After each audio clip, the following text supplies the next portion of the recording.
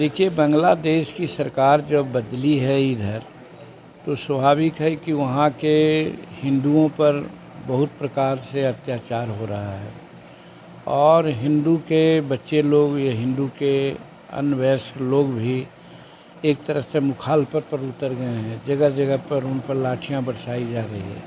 मैं समझता हूँ कि बड़ी बात है ये। एक तरह से जवाहरलाल नेहरू जी ने गलती की कश्मीर के साथ।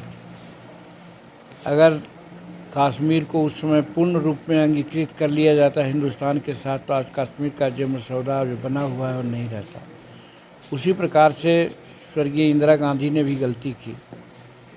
उन्होंने बांग्लादेश को जीत करके 91,000 फौजों को सरेंडर करवा करके उसको अलग देश बनाने की क्या ज़रूरत थी। हिंदुस्तान में मिला लिए होते तो आज इस प्रकार की बात नहीं होती।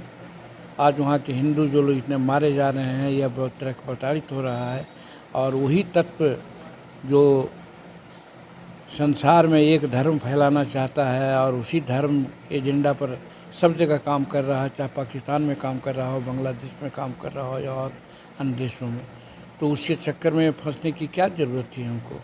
लेकिन गलतियाँ हो गई है और प्रधानमंत्री ने साफ कहा है कि बहुत पैनी नज़र से हम लोग देख रहे हैं वहाँ के घटनाक्रम को। और आप देखा कि विश्व का शांति दूत के रूप में आज नरेंद्र भाई मोदी जी वो यूक्रेन गए और यूक्रेन जाकर के जिस प्रकार से वार्ता किया और लोगों को कहा कि युद्ध से किसी समस्या का हल नहीं होता है, तो उस प्रकार से यहाँ भी समझ सकते हैं कि उनकी नीति यही रहेगी कि हम युद्ध नहीं करेंगे।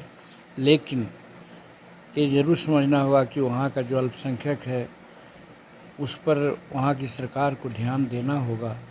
जिस प्रकार से अभी ध्यान न दे करके इधर उधर की बात हो रही है, तो उसका इस महाद्वीप में बहुत बड़ा प्रभाव पड़ेगा, अशांत हो जाएगा महाद्वीप। इसलिए नरेंद्र भाई मोदी जी का दिमाग एकदम उस ओर लगा हुआ है और किसी भी परिस्थिति में वहाँ के अल्पसंख्यकों का किसी प्रकार से हानि नहीं हो, ये ज़रूर सुनिश्चित करने का प्रयास करेंगे। हमारा ट्वीट तो है ही है, लेकिन ये एनडीए का अभिमत है कि कांग्रेस वाले लोग जब अब्दुल्ला साहब से हाथ मिला रहे हैं, तो अब्दुल्ला साहब की क्या रीति रवैया रही है और कांग्रेस एक तरह से छिपा हुआ था, लेकिन अब तो स्पष्ट हो गया है कि वो कश्मीर में 370 लागू करना चाहता है। शेड्यूल कास्ट शेड्यूल ट्राइब्स के लिए आरक्षण है, उसका विरोधी है, जिसका विरोधी अब्दुल्ला साहब और ख़ास करके कश्मीर का पक्ष है, वहाँ पाकिस्तान का पक्ष लेकर के वो काम करते हैं। तो उनसे यदि हाथ मिला लिए हैं तो इसका मतलब है कि उसी एजेंडा पर वो लोग काम कर रहे हैं कि अगर हमारी जीत होगी तो हम कश्मीर को पाकिस्तान में मिला लेंगे। इसलिए मैंने वो ट्वीट किया है और हम वहाँ की जनता से और ज़रूरत पड़ेगी तो हम लोग भी जा कर के ये बात करेंगे। किसी भी परिस्थिति में वहाँ पर ये कांग्रेस और जो फारूक अब्दुल्ला वाला जो गठबंधन है पार्टी का, ये नहीं जीतने पाएगा। वहाँ पर एनडीए गठबंधन के लोग जीतें और एनडीए की सरकार बने।